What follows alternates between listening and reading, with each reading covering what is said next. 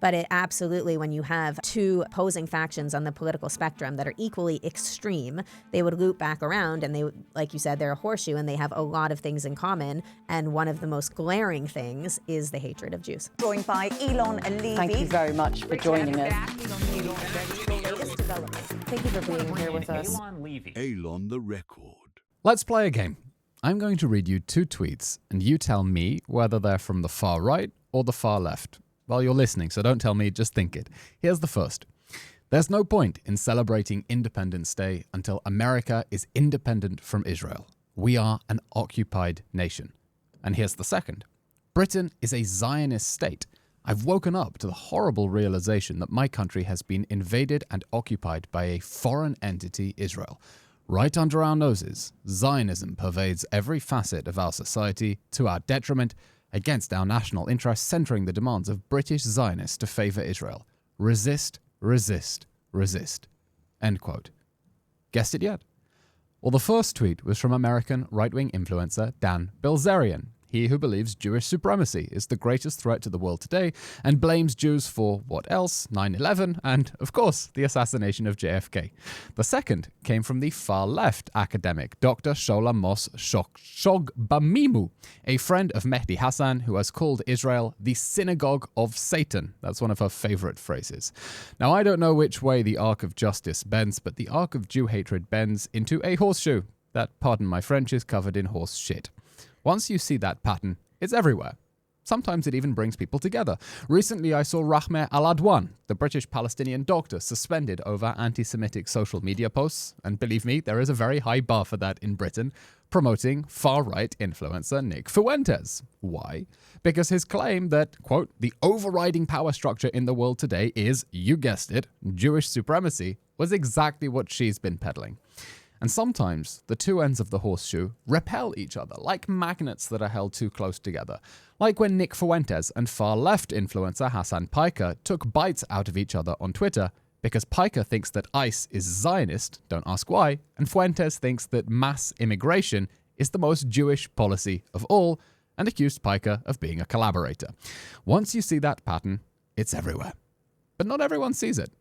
A few months ago, Mehdi Hassan, who I had the distinct pleasure of debating in New York in 2024, and who I genuinely believe is trying to get all of us killed by relentlessly insisting that Israelis are worse than the Nazis, tweeted in horror that he had already approvingly retweeted Candace Owens and Marjorie Taylor Greene that day, and now he was retweeting Matt Gaetz. Why? Because Matt was sharing a bizarre story about an AIPAC event where congressional candidates would walk around with QR codes and you could scan to donate. It was, of course, totally made up, but it fit the narrative, so he spread it. What is happening to the world? Mehdi Hassan wrote. I plan to go home and take a very long shower. Not a thought I needed. Thank you, Mehdi. What is happening to the world that means people on opposite sides are suddenly on the same side when it comes to Jews? Well, it's called the horseshoe theory. And it explains how extremes often converge, frequently around hatred of Jews. And if none of the names I mentioned mean anything to you, then this episode is for you, because we're going to make sense of the noise and understand who all these various influencers and journalists and political figures are who are converging around the edges. Before we get started, if you like the show, please make sure you subscribe on YouTube, Spotify, or Apple Podcasts. If you're listening on Apple or Spotify, a 5-star review really helps. This podcast is completely independent. You can support it at patreon.com/Eylon the Record for just $10 a month. Follow us on X and Instagram at EylON the Record. And if you're interested in sponsoring the show, then get in touch with us there. My guest today is Karys Rhea, an American political commentator and rising leader at the Global Liberty Institute, who is currently writing a book about how identity politics on the right is fracturing Trump's MAGA movement and, she argues, jeopardizing the soul of America, which makes her the perfect person to help me make sense of the so-called woke right or identitarian right, especially why it hates Jews so much and how it has become almost, well, practically indistinguishable from the far left. Karys Rhea, the cameras are rolling, and you're EylON the Record. Welcome to the studio. Thank you so much. I have been wanting to talk to you about this for a while, so it's so good to be here with you in person. How are you enjoying your time in Israel? Oh, it's great. I mean, this time it's a little challenging because I am writing this book, as you say, so I have to kind of manage the work I'm doing with that deadline with all of the people that I want to see. I'm sure you have the Tel Aviv cafe scene totally figured out now if you're writing a book. Cafe Actually, hopping every day, writing a different chapter. no, I've been in Jerusalem, but I'm in the German colony, and there are so many adorable little cafes right around me. I mean, there are over a dozen that I have walked through just in one day. So yeah, the cafe scene where I am in Jerusalem is just as good as when I lived here, and I was working out of cafes when I was in grad school. Well, we'll have to do a podcast episode at some point about the cafe scene in Israel, but that's not why we're here. We're here because I want to speak to you because I have a bit of a blind spot, and that blind spot is often a lot of the conversation that is happening in America between different influencers who I'd never heard of, or apparently big deals, spreading various conspiracy theories about Jews, about Israel. And there's this whole world on the right of anti-Israel figures, sort of whose names I've heard of, and they pop into my Twitter feed whenever they say something genuinely crazy. But I don't quite understand how it fits together as a political movement, and why that political movement on the right, the anti-Zionist, anti-Semitic far right, just links up with the far left, either to the point that they totally agree with each other, or it's clear that they're mirror images, but they're basically on the same side. So let's start off with the question, what is the woke right, the identitarian right? What is this phenomenon we're going to try to unpack in this episode? Sure. I consider the woke right a reactionary movement to the left that appeared starting around 3 years ago as distinct from earlier far-right movements such as the alt-right or QAnon, things of that nature. But the woke right really emerged, I think, right around October 7th. I saw signs of it a little bit earlier, and, you can always go back in history because there's always been conspiracy crazies on both sides of the aisle, extremists, radicals, fanatics. But the woke right was something distinctly new because it was under the banner of America First and MAGA, which I consider myself to be part of. And yet some of us noticed that under the guise of certain conservative principles like faith, family, freedom, the Constitution, patriotism, these people were actually utilizing the same sort of operational toolkit or operating system or tactics as the left was using, such as identity politics, right? So these people consider themselves conservatives, but they organize society along an intersectional hierarchy of oppression, just like the left does, except instead of the oppressed people being trans, black females, the oppressed people are now white Christian males. So it's kind of reversed. But there are, as you said, similarities, which is that in both cases, it is the Jews that are the oppressors, right? In the case of the woke right, you would also have maybe like women or Indians, because some of these characters are also very racialist or misogynistic, depending on the certain subfaction, because this is kind of a big group of different factions. But definitely what ties them all together is their mutual hostility towards Jews and the Jewish state. So if I'm following correctly, you're saying there was a movement on the far left that divided the world into oppressor and oppressed, and the Jews were the oppressors because the state of Israel is a white settler colonial state, blah, blah, blah, and because Jews otherwise are wealthy and the power behind the White House or whatever it is the far left is saying.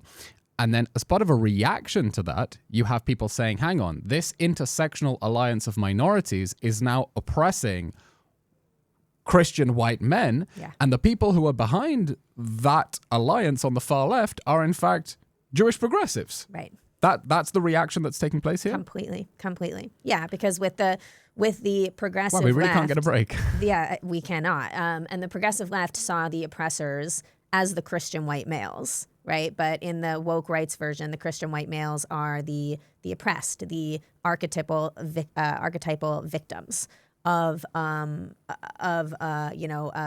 privileged minority structure of DEI and critical race theory and postmodernism. But in both cases, the Jews are placed firmly at the top as the grand oppressor. Wait, how? How within this woke right narrative did the Jews become the archetypal villain?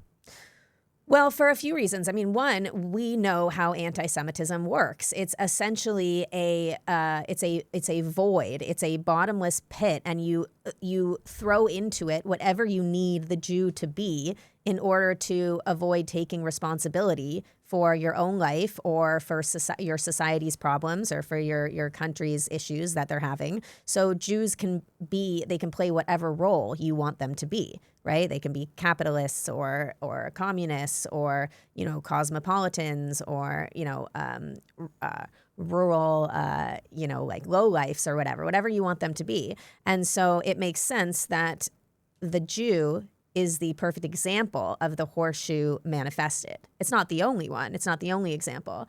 But it absolutely, when you have two factions on the opposing factions on the political spectrum that are equally extreme, they would loop back around and they, like you said, they're a horseshoe and they have a lot of things in common. And one of the most glaring things is the hatred of Jews. And I want to talk about how exactly that manifests itself. But first, help me and the listeners map out the environment when we talk about the woke right or identitarian right.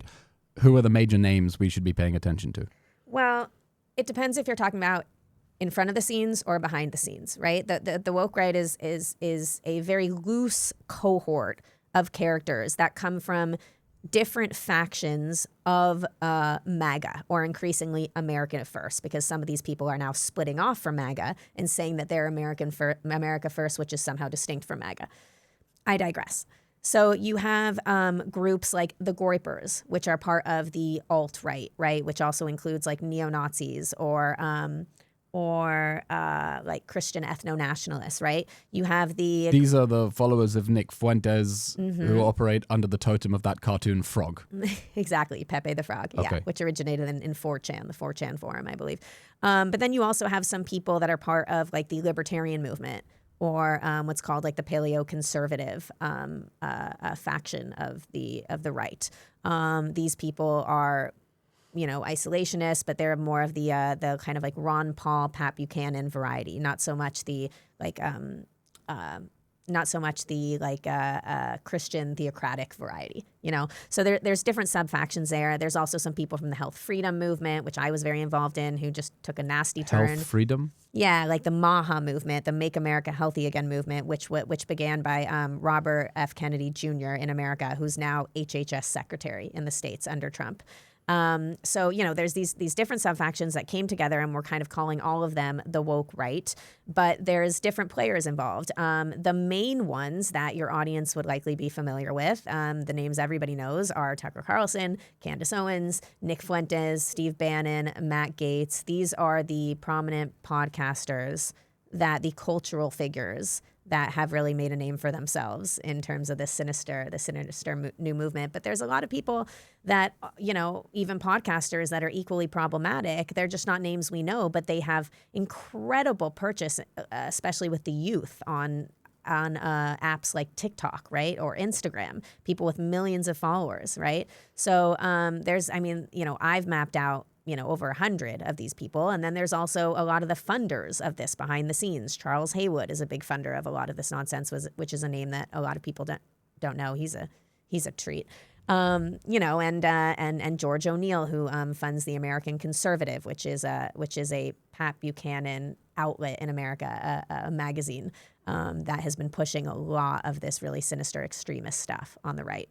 So just like we've mapped out the left, right, the progressive left with the Tides Foundation and George Soros and all the NGOs that are a part of this and all of the elite funders from the top down and all of the grassroots groups from the bottom up, the same thing is forming on the right. So it's a huge network with a lot of different nodes that we can go and explore. It sounds like the problem is much wider than a few bad apples, which is how it may appear from a distance. It's a whole ecosystem.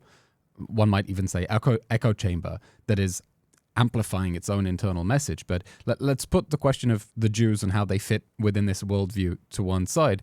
What does this ideological movement want? What is its what is the gospel it's bringing to the world? It's a great question.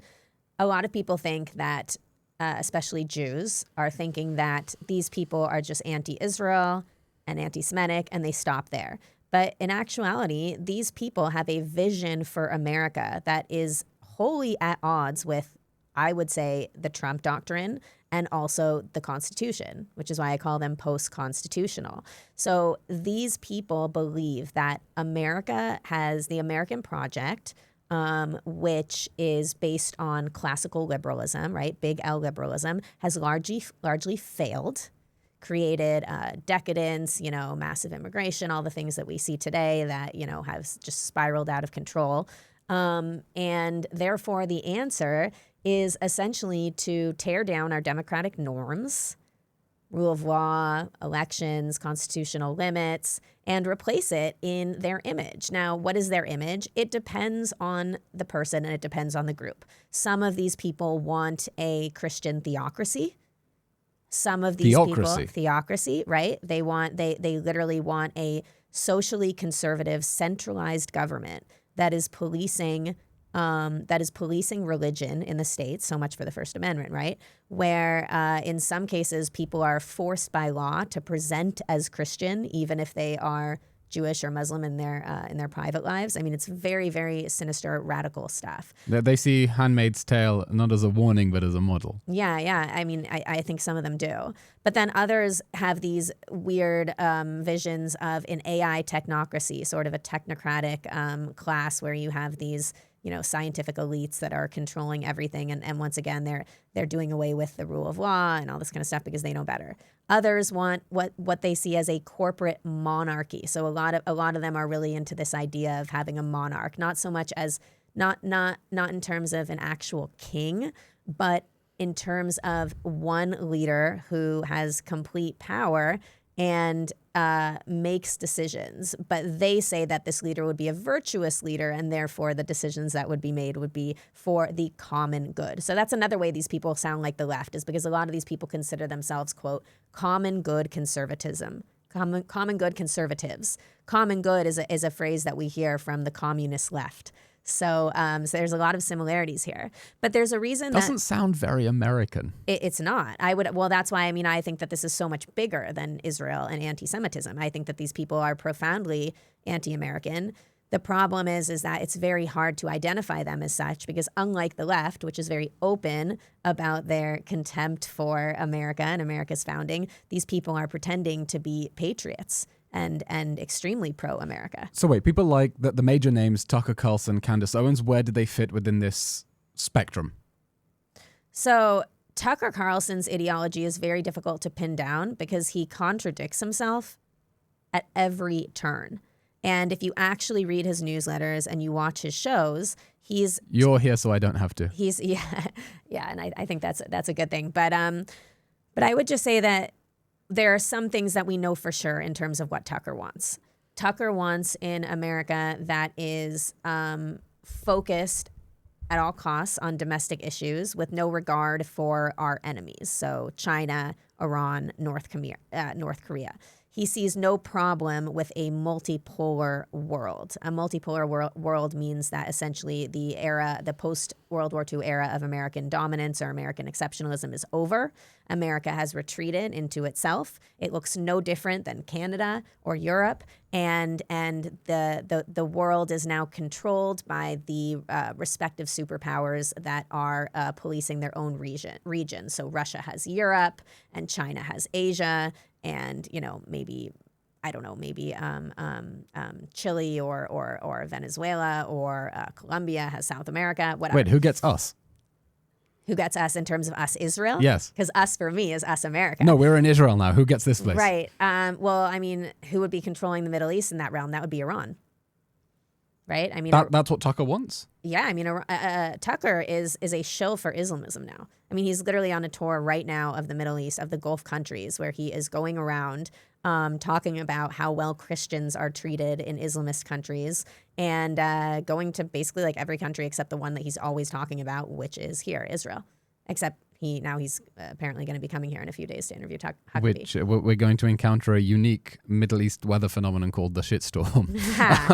So tell me, this phenomenon, to what extent has it broken through the wall of society, podcasts, radical, fringe? I mean, it's not so radical. Tucker is a huge phenomenon. Right. But to what extent has it broken from media, social spaces into government and becoming an actual political force? Because it sounds very fragmented from what you're describing.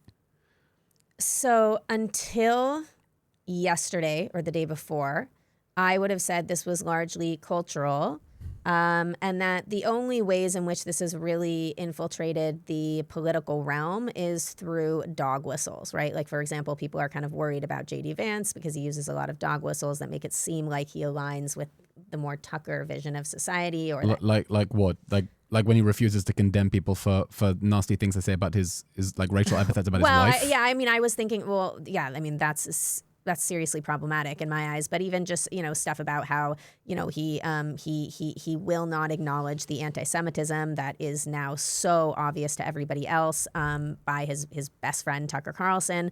His little tweet about the Holocaust that managed to exclude Jews. Little things like this, the way that he responds to questions about Israel when he's cornered and stuff like that don't really seem like he has right. any I remember sort of, the question he gave on the Jewish state. The question he gave on the answer he gave on the tarmac, where he was asked about Trump and Israel, and he went, Israel doesn't control this president, which seemed to go wink, wink, nudge, nudge. They controlled previous presidents, but not this one. Exactly. So these are all dog whistles, and there were some admin people that also were problematic. But in terms of like this really guttural radicalism that we're seeing, like this is not the Trump administration's vision. It's just not. Now, a couple days ago, you had a Religious Liberty Commission hearing on anti-Semitism. Now, this commission was appointed by Donald Trump, and instead of, for the most part, it was actually a serious conversation. But for the first time that I was aware of, you had somebody on that commission who is as obvious an anti-Semite as one can get, while still saying she's not an anti-Semite, right? I mean, this is somebody who became Catholic 21 weeks ago, is a huge Candace Owens fan, and is now essentially saying that, like, as a Catholic, she does not believe that Israel has a right to exist, and that's part of her faith. So she is up there, and she is questioning all of the witnesses that, were brought in for this, or not witnesses, panelists, whatever, that were brought in for this hearing to talk about their experiences with anti-Semitism. And she's bringing this guttural, tabloid, gossipy, far-right, anti-Semitic, just like the most like guttural stuff that we've seen in the culture, and she's bringing it into a government hearing and acting like that is the seriousness of this hearing. It was so shocking to me and really, really disturbing, because this person was appointed by Trump. Now she'll probably be fired because people are up in arms about it. And she apparently went from having like 4,000 followers on Twitter to like 20,000 the next night, right? Because now all the Semites are celebrating her. But that was the first time. The anti-Semites, yeah. What did I say? The Semites. Oh, no, the anti-Semites. I do that sometimes. Sometimes I say the left and when I mean to say the right. So please stop me if that happens. But what's the difference anymore? Yeah, exactly. But the point is that this is elevating this, like, politics is downstream from culture. And once this becomes elevated to any sort of arena that is state sanctioned, we have a big, big problem. And we saw that happen with the left. We saw at the beginning when it was just a few squad members and all of the classical liberals were saying, oh, we're still moderates. We don't buy into this, this serious progressive stuff. There's room in this party for, more radical versions of left-wing thought. And now what happened? You haven't today, like fast forward all these years later, and you have a Democratic Party that is completely captured by its most extreme proponents. There is no middle anymore in the Democratic Party in America at all. What do you mean there's no middle in the Democratic Even Party? the people who consider themselves moderate or classical liberals, they bend the knee to the extreme elements in their own party. because those are the bullies, because those are the ones that raise the most hell. Those are the ones that speak the loudest. And do you see the same happening on the right? I do, and I see it happening. I mean, we're not there yet, that's for sure, but it's slowly accelerating to that point. And because we have the playbook of how it happened on the left over the course of like 2 decades, it's happening much faster, at a much faster rate on the right. And if we don't actually start gatekeeping out the most extreme elements of the right, then there's no reason to be so naive and arrogant as to think that the same thing couldn't happen to us. Which is happening. I mean, I saw Piers Morgan recently interviewing Nick Fuentes, and of course, defending that on the grounds of saying he's giving him a grilling or exposing him or asking him the tough questions. It's actually just introducing him to a whole new audience of people in Britain, for example, who'd never heard of him, and helping to mainstream him even further. Right. And with Fuentes particularly, I was very disturbed by a recent essay I read by Rod Dreher, conservative columnist who'd spent a weekend in Washington. Mm-hmm. And he reported that a shocking number of Gen Z Republican staffers are Nick Fuentes fans, that right. They feel oppressed by the far left. They feel they've been told that they as white men are the problem. They can't get on the housing ladder. They're drowning in debt, and they just want to tear everything down. And right. There's a certain frisson that they get from breaking taboos. If the left's been telling them everything is a taboo, mm-hmm. The youth culture is saying, well, actually now nothing's a taboo, and you can say Hitler was freaking cool, okay? And that's all right because it's part of sticking one big middle finger up at the establishment. What are you seeing on the youth, particularly? Because that is how political change can happen very quickly as soon as one generation matures and goes from college to being congressional staffers to being members of Congress themselves. Right. Well, first of all, I remember when Rod Dreher wrote that article, I had emailed Rod Dreher early on and was trying to warn him about what was happening. I don't know if I believe that statistic. That statistic was very controversial when that came out. And there was some people who kind of looked into it. There was this journalist, Emily Jashinsky, I think is her name. And she kind of tried to do a deep dive into that and discovered that it's really not true. And also I think that Rod Dreher was using the term groyper as like a catch-all for these radicals, which it's just not an accurate use of the term, because groypers are specific followers of Nick Fuentes, and there are people who are just as radical in this space, but that they're not necessarily part of that clan, part of that cult. So that being said, to answer your question, you hit the nail on the head, and there's some other components to it as well. It's not just that these the youth, particularly the white males, are feeling incredibly economically shortchanged in this environment, and are also embracing a lot of this conspiratorialism because they've been told that it's taboo and that you can't say, you can't talk about these things. But they're also embracing the very terms that the leftists have assigned to them, right? I mean, they've dealt with a decade now of being called racist and toxic and white supremacist just because they're male and they're white and they're Christian, right? So now they're embracing those terms, right? They're lashing out and they're saying, reclaiming it. They're owning it. They're like, yeah, you want me to be racist? Fine, I am a racist, and this is very understandable when you think of the context of 4 years of a pandemic. People do not realize the psychological effect that this had on the politics of our country. I have tried to blot that entire period out of my memory. It's a nightmare, and yet we're still living with the effects of it every single day in America. What are those effects? The effects are that you had an entire ecosystem of public collusion to censor and silence not only conservatives, but any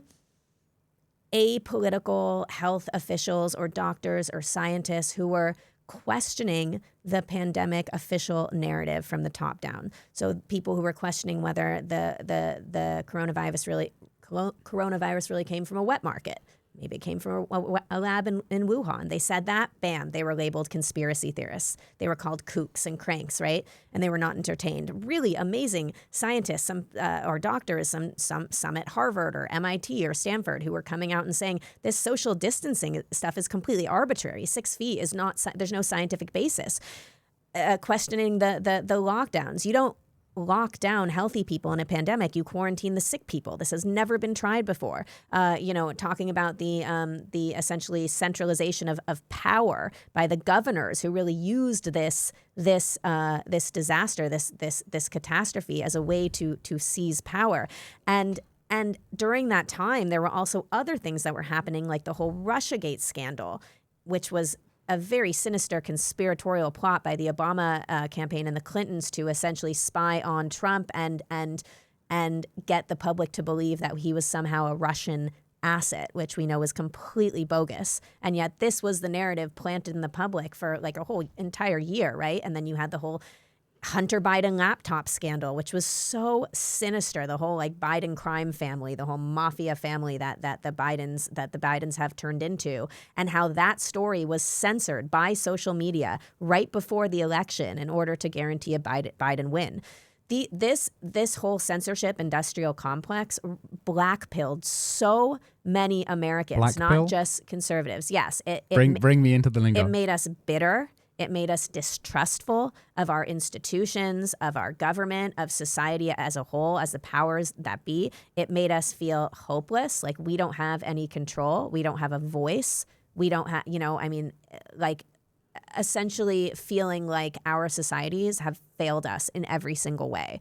And when that happens, you essentially open the doors for an entirely conspiratorial worldview to consume, a whole political party. And that's what happened, because there were conspiracies during the pandemic that we pointed out, and we were silenced and censored for asking questions about them. We being conservatives. Okay. I was part of this. I was part of this group of people. I was part of the House. And so you see how the fringes are reacting by throwing the baby out with the bathwater and basically saying, let's burn everything down. Exactly. They're becoming much more conspiratorial. So they look at everything through the lens of conspiratorialism now, which lends itself towards anti-Semitism. Obviously, they're going to get to the Holocaust if they're looking for, taboo reasons to explain why things are happening. Okay, so you see a conservative movement that identifies government political overreach or shady dealings behind the scenes and has then said, whoa, everything behind the scenes must be shady. And if everything behind the scenes is shady, then the Jews must be the ones who are up to it. Basically. Absolutely. Yeah. I mean, because they are looking for reasons to explain why things are the way they are in society. And if they're open to conspiracies, then they're going to start looking for that. Or, those are the things that the algorithm is going to send them, or that are going to come up in their Google searches. And so they're going to be hit with all of the classic medieval, ancient, Jew-hating tropes, conspiratorial tropes that are just regurgitated for the next generation. They're going to come across all of it, and that is going to be absorbed in their already conspiratorial worldview. And for the youth during the pandemic, that was confined to screens, right? That was confined to learning, behind a computer, and, did not have the luxury like we did of growing up with like social human interaction, right? For 4 years, this is a critical development time for so many young people. And they were forced to learn through screens instead of looking people in the eyes, instead of picking up, actual books. They got obsessed with social media memes, right? And TikTok. And this also lends itself to what you're talking about, that they are angry now. They are enraged, and they're looking for somebody to blame. Why? Because when you're addicted to screens, you're not actually getting the oxytocin that you need for proper development. Oxytocin, it's kind of like dopamine, right? It's a love drug, but you can only get it through, it's not like dopamine, which you can get through screens, because you can only get it through actual in-person interaction or hearing somebody's voice or looking somebody in the eye, right? So they're devoid of oxytocin, right? But they imagine that they're getting all their needs met because they're getting their sexual needs met through porn as they're developing into maturity and going through puberty, and they're getting their emotional needs met through Snapchat and text message because they're constantly online and connected with people, but these are not actually real. So they're still all depressed and anxious and a lot of them suicidal. And so then they're over medicated and they go on Adderall and antidepressants, and they don't stand a chance. I mean, the system has so corrupted. Everything in the pandemic has just accelerated this corruption of the youth. And so, of course, they're going to be looking for somebody to blame for their anger and their rage, and they're looking for scapegoats. And who do they find? They find these podcasters that are playing into their worst instincts. Exactly the opposite of who Charlie Kirk was. Charlie Kirk would have looked at these young people that are understandably angry, and he would have said, "You are not victims. You are not victims of the system. You are not victims of the Jews. You have an opportunity to channel that rage into something positive, into hard work, labor, right? Find love in labor, right? Find a family, find a community, have kids, right? Find your faith, right?" These are the things that he would have been saying to the youth, and he did say when he was still alive. But now he's not here. And so instead you have people like Tucker Carlson and Candace Owens saying, you are victims, which is exactly what the left embraces, a whole victimhood culture, right? Now the right's doing the same thing. You are victims. You should be angry, and you need to find the people that are responsible for who did this to you, and you need to tear them down. And that is the government, and that is the Jews, and the Zionists, and the Indians, and women, and whoever else they've decided to blame. It's like, the two little, the angel and the devil in the cartoons that sit on your shoulders. Mm-hmm. Charlie Kirk was appealing to their better angels, okay? Exactly. And then you've got the Tuckers and the Candaces who are appealing to their worst angels, and Yes. now Charlie Kirk is gone, and that's just removed this entire bulwark to the American conservative youth drifting to the far right. I actually have an idea what I think we should do about the American conservative youth who are treating Israel and Jews as scapegoats. I think we have a way to transform Jews and Israelis into role models in their minds. I think we need to take Israeli vets, army vets from special forces units to America, to conservative communities, to teach them Krav Maga, Israeli martial arts. And we can call it Krav Maga.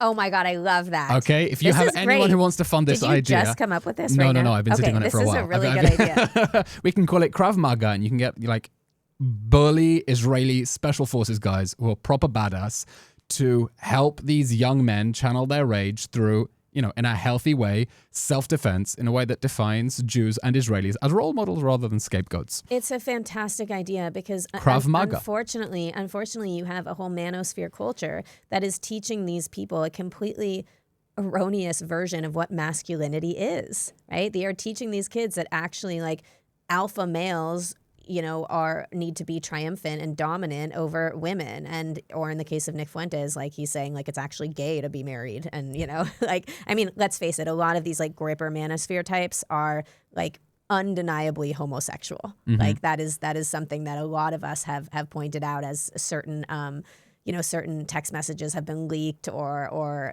pictures have been, Facebook photos have been uncovered. It's like, okay, there's something very psychological going on here with these people when they are taking such a misogynistic stance against women, and the way that they categorize male-female relationships, it's so childish. It's like formulaic, like game theory or something like that. It's ridiculous. So yes, we need positive role models in their life, and it's such a shame that these people have been so turned off by Israel, and they don't realize how much Israel can be a role model for conservatives, not just in the ways that you're saying. You're talking about like the warrior mentality, which is still valued here, which is absolutely something that needs to be cultivated. But in other ways too, the fact that Israel is having more babies than any other developed country, right? Conservatives they're natalists, and they're very worried about that. They're very worried about the declining birth rates, and they want to, and they're anti-abortion, and they want to convince people to have more children, right? They're very family focused. Like these are values of the Jewish state of Israel: community, family, right? That a lot of these values have been lost in the West. I mean, Europe's cooked when it comes to this stuff, right? The religious character of this country, right? Conservatives are deeply devout people when it comes to their faith. And they should look to Israel in terms of a model nation and a model society in a lot of ways. But unfortunately, they are fed Hasbara talking points, honestly, about Israel having the biggest gay pride parade in the Middle East, right? Like, you think conservatives care about that? That doesn't help. So honestly, I mean, the whole like Hasbara model for doing advocacy is just like, it's completely like, it's just lost on Let's pause that thought. conservatives. I want to talk solutions in just a little bit and how because the Krav Maga idea was like semi in jest, but if anyone's serious about it, let's talk. I think we should do it. Okay, let's talk afterwards. the horseshoe, okay? How are you seeing I saw a while ago Tucker Carlson interviewing Cenk Uygur, he with the sweaty forehead, and promoting dropshite news, I call it, which is openly pro-Hamas. It's Marxist. Openly Marxist, pro-Hamas. And here you have Tucker Carlson promoting it as a reliable source of news. Anti-Semitism is always the easiest way to spot the horseshoe theory. Just briefly help me understand, how have the far left and the far right, the woke right, what is their ideology and what way are they aligned on the whole Israel-Jews issue? Well, they're aligned because they're both using the Soviet-originated talking points of Israel committing genocide and ethnic cleansing and apartheid against the Palestinians. So the entire like left-wing narrative has now been completely consumed by these factions of the right. And it's not just dropsite news. You have characters that, self-declared leftists or even democratic socialists, like Max Blumenthal and Glenn Greenwald and Norman Finkelstein and Bassam Youssef, that idiotic comedian from Egypt, that are now these None of these darlings. comedians are very funny. and yeah, it's weird. There's a lot of like so-called comedians, right?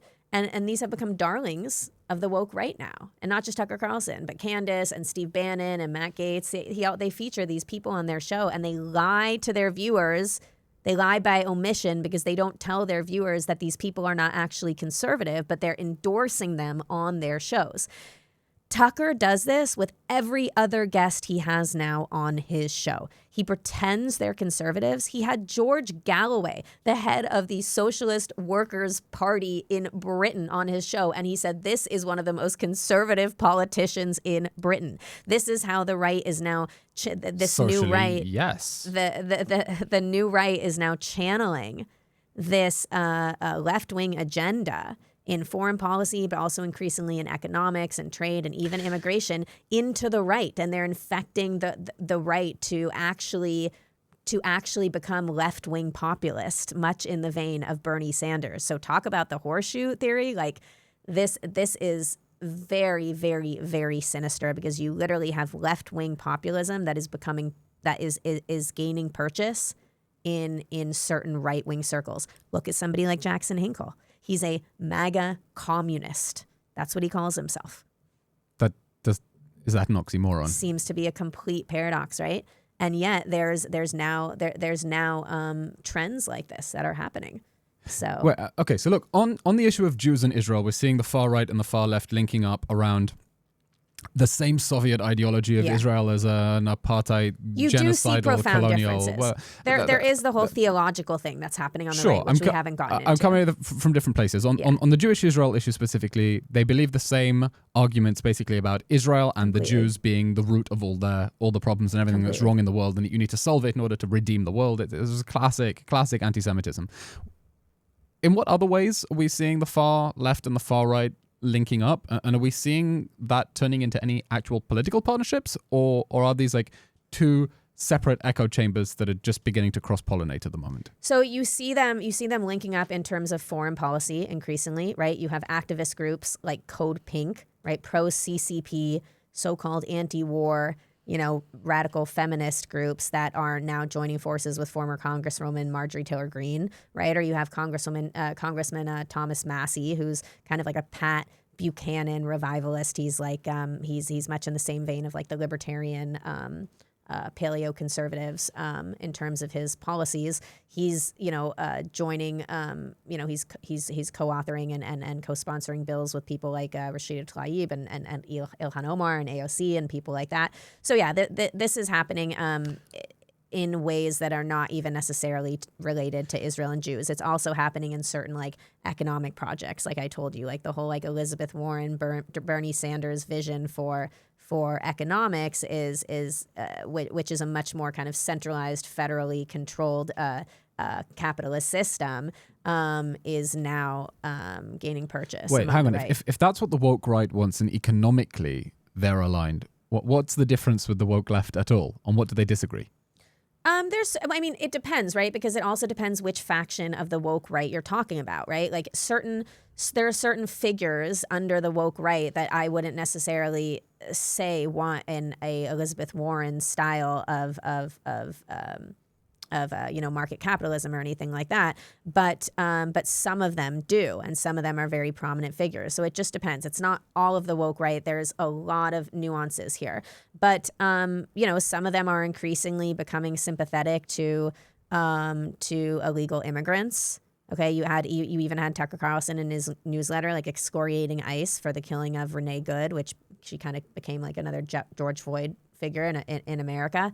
So even on issues like immigration, you see some of these people on the right that are lining up with the left. You obviously foreign policy completely. That's totally cooked. And then even on issues such as like civil liberties. I mean, the left really is not.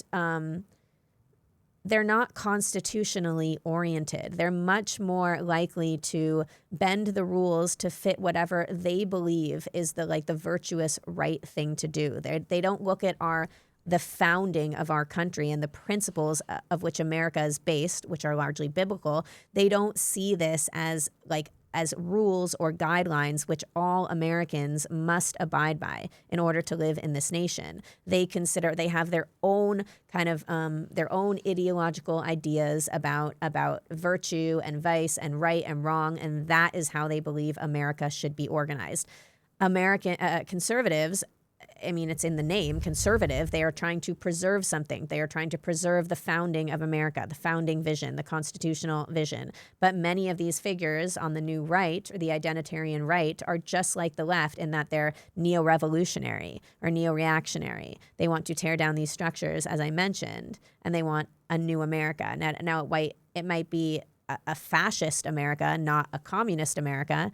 But like you said, the horseshoe, like fascism and communism are two different sides of the same coin. Yes, there are differences. In communism, you have the state owning all of the institutions. In fascism, you have private, enterprise, but you have the state controlling them. So there are nuances here and there, but they're both totalitarian systems. So they mirror each other. And in both systems, the Jew is scapegoated and discriminated against. Help me understand where this came from, because there is, I think sometimes, especially in Israel, a story we tell ourselves that is comforting that says, oh, it's all Qatari money. Qatar has bought these people off. Qatar has just flooded the place with bots and has bought people off.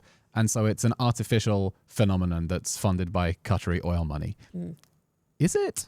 No, and that's not true. I mean, obviously, Qatar is a major player here, and they are doing everything you said. But to act as if they're the only player or that they somehow artificially created this division is just a very myopic and superficial view of what's going on. And it's not even how information warfare or narrative warfare looks. It's not how the Soviet Union operated when they were developing and employing all of these techniques. Like, the way it works is you exploit real divisions in society. You find real things that are happening, real schisms, real figures who are pushing things that can divide America, polarize America, or figures who are just saying things that these America's enemies agree with, and then they amplify that. They amplify things that are already there, and they weaponize them, and they magnify them, and that is what is happening here. These divisions and schisms in America are real. People are angry about foreign entanglements and all of the taxpayer dollars that we have been sending abroad to deal with our wars. This is something that Israel doesn't really understand, because all the wars that Israel has fought have been wars for its survival. They've been existential battles, but that is not the case with America. So, Trump is very anti-neocon. He's anti the neoconservative project of aggressive interventionism and nation building from the top down, the spread of democracy, because we've seen that it has not worked in so many cases, and it's just drained our resources, cost us the lives of our troops, led to more radicalism in the regions, and it's all on our dime. So I think my point is that Israelis need to understand that Americans are like the diagnosis of much of the woke right like is correct. Not all of it, but when they are identifying the problems here, much of it is true. And we need to understand that. We need to understand like why they're angry and like the corruption in our country and all of that kind of stuff. Their answer is what is so problematic, right? And where they go for who they go to blame for it and to scapegoat for it. So let's talk solutions. What, if anything, can Israelis, Jewish communities in America and around the world do in order to combat the growing anti-Semitism and anti-Zionism that is emerging on the far right, the same form that is basically linking up with the far left? In what way can we appeal to them to stop them going down that same rabbit hole of scapegoating Israel and the Jews and blaming us for everything that is wrong in their own sad, miserable lives? Krav Maga. I think, honestly, that is such a creative solution, and we need more solutions like that. In general, I would say that if Jews around the world and Israelis really, really care about squashing this in the MAGA American right movement before we get to a point of no return, then they need to actually do the hard work of understanding MAGA principles, of understanding what MAGA stands for. Don't take for granted that all of the interests of Israel are the same interests as America, or the same interests of conservatives in Israel are the same interests. Some of them are absolutely aligned, but it's also very different. I mean, just by virtue of the fact that America is a gigantic country with 50 different, semi-anonymous polities operating makes it just an entirely different playing field. So understand MAGA principles, understand what it is that, populist conservatives care about. And then once you understand it, you can see kind of the points of vulnerability and why people have been now kind of led into these conspiratorial anti-Semitic arenas. And once you understand that, then you know how to talk to these people, because you understand the language that they speak in. I am a MAGA conservative. I am America first. So I do not speak in the language of like left-wing talking points. I do not speak in the language of social justice or human rights. Okay, I care about things like we were talking about, like strong families and like having lots of babies, right? And having, biblically, based governance, not theocratic governments, but constitutionally and biblically based governance. That's a mouthful. What does that mean? We should go to Americans and tell them, hey, you should continue military aid to Israel because Israelis have lots of babies and our head of government is Nasi, which is a word from the Bible. Our head of state is Nasi, which is a word from the Bible. Like what? Well, no, I mean, there's two different questions here. I mean, if you're talking about foreign aid, I don't think that Israelis should take for granted that America should be providing foreign aid to Israel. I mean, increasingly, even Israelis are understanding that has been a disaster for Israel. Netanyahu wants to wean the country off military aid, understanding that. I mean, Trump was surprised when he wanted to do it. He said, it's free money. Why don't you want it? Well, because it's benefited America tremendously. They've gotten back $48 billion for every... It is a huge American federal investment in the American arms industry. Is incredible. Which not only is basically all the money going to America and then we get to keep the cool stuff. The way that those technologies are then tested out in the battlefield, I mean, what Israel did with the F-35 jets in the war with Iran, it sellotaped technologies onto those planes that they were not meant to carry and have saved America decades in research and development because these things were battle tested in the field in Iran instead of having to do it. But I'm not talking specifically about military aid. I'm talking about like the case for Israel as an American ally. The case for Israel as an American ally is based on one thing and one thing only: a strong and independent Israel in which America allows to essentially do their own thing and does not require them to like work with one hand behind their back like Biden did throughout this entire war, allows America to redirect resources to our greatest existential threat, which is not Iran, it's the Chinese Communist Party. If we can rely on Israel, if we share enough of the same values and enough of the same enemies, and we can really rely on Israel to police this region and do a lot of our dirty work for us, then that allows us to remove our troops from the Middle East and redirect our energy to fighting China in the Indo-Pacific. Because if Israel can keep China's ally Iran at bay in the Middle East, it frees up the United States to deal with much more direct threats. And it weakens China.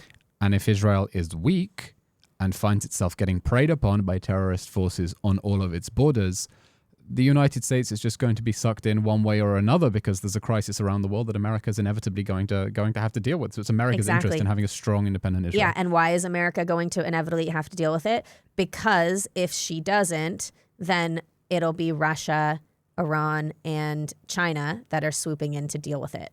And that makes Americans vulnerable.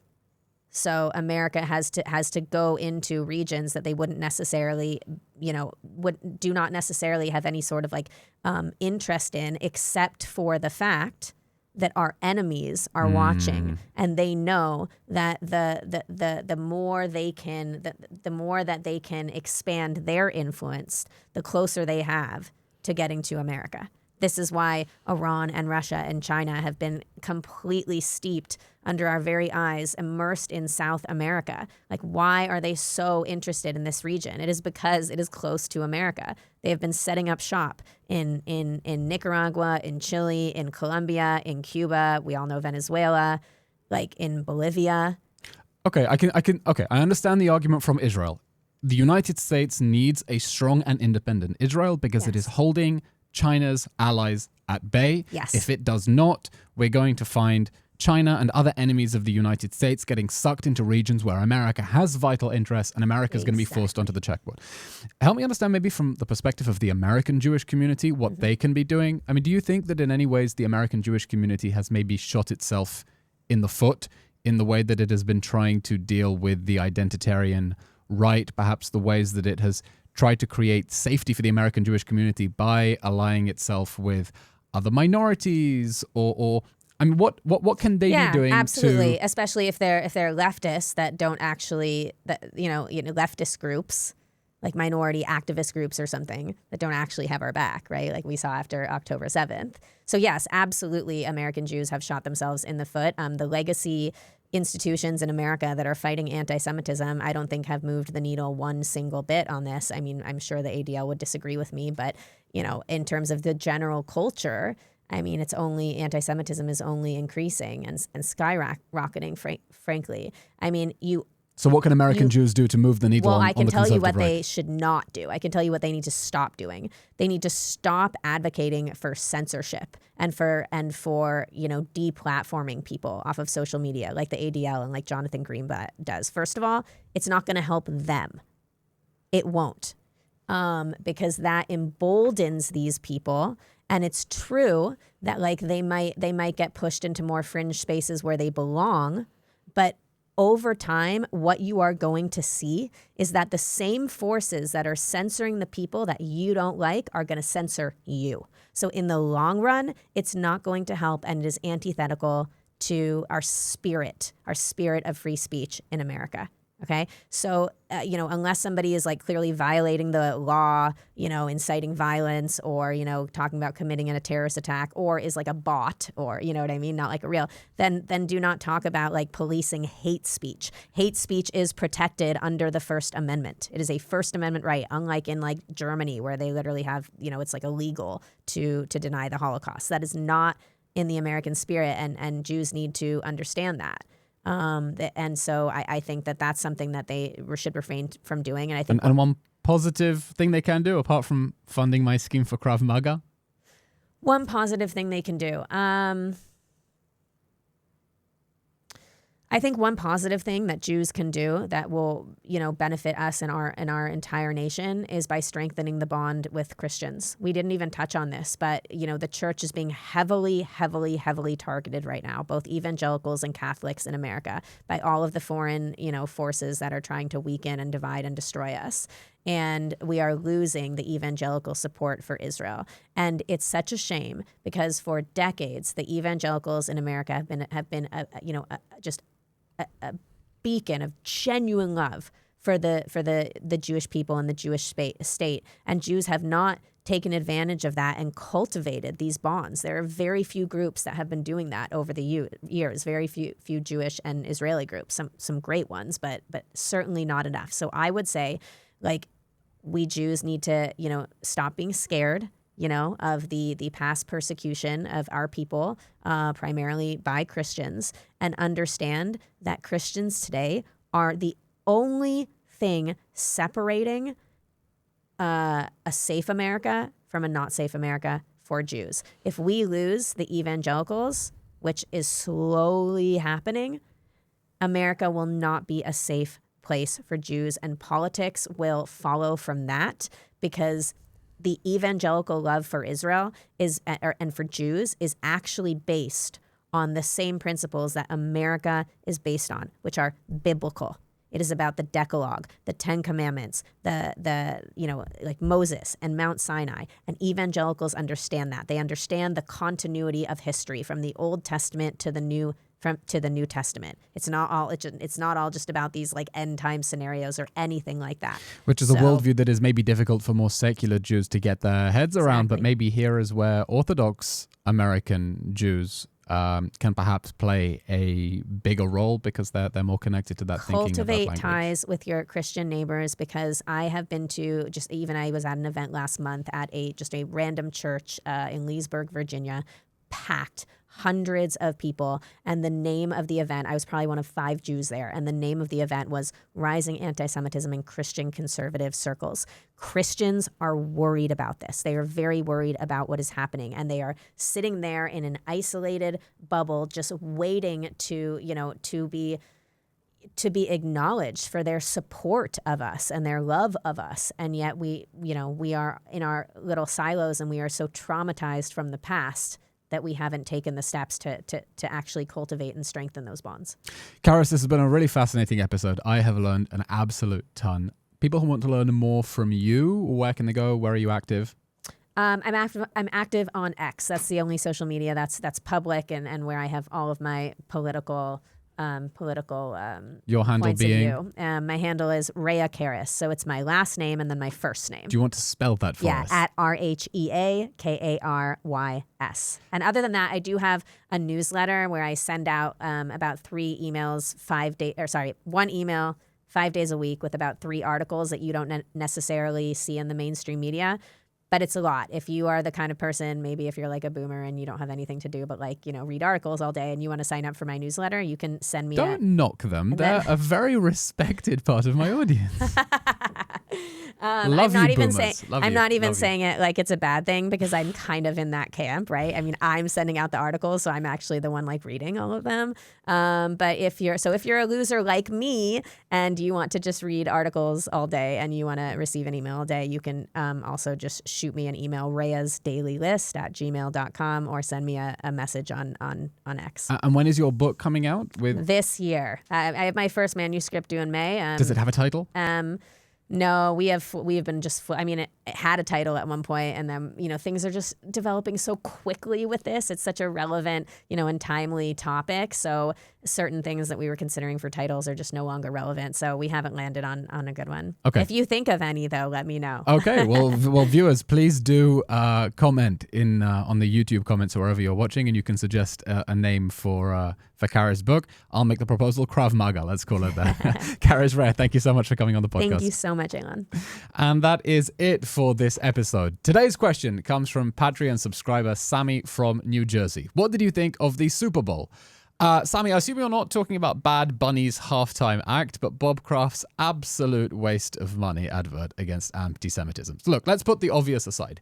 End Jewish hate is a terrible slogan because Jewish hate means hate by Jews, not hate of Jews. And if ever I have $13 billion in my pocket, I hope that some of the sycophants around me will still have the courage to point out basic things like adjectives to me and tell me why that phrase does not work. And no, emojis don't work with hashtags, so hashtag blue square means absolutely nothing. But I'm being petty and that's not really matters. Here's why it matters. The ad sent the exactly wrong message, presenting a dweeby Jew who gets pushed around until a taller, cooler kid comes to save him.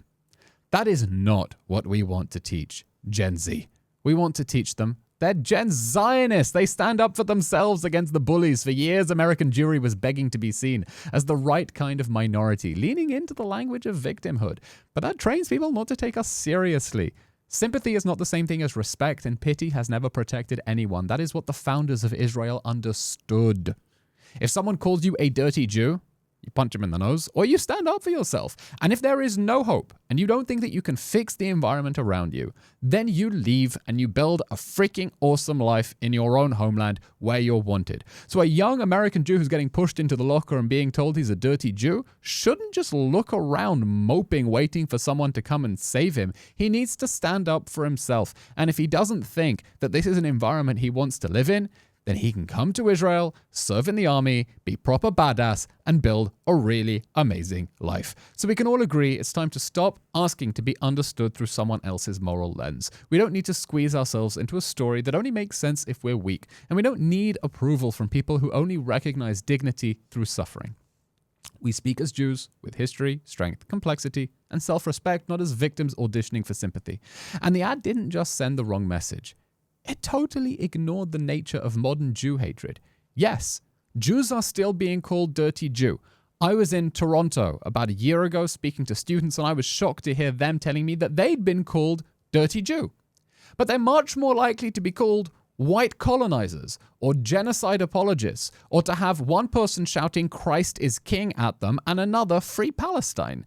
This isn't the 1930s, and the main driver of Jew hatred is the anti-Zionist hate cult, a movement that defines Israel as a white, settler, colonialist, apartheid, genocide state, and anyone who is associated with it as being complicit with the greatest evil the world has seen since the Nazis. That's the problem. A hate cult that the mainstream Jewish community has not yet called out, and it needs to be, because we can't afford to fight yesterday's battles.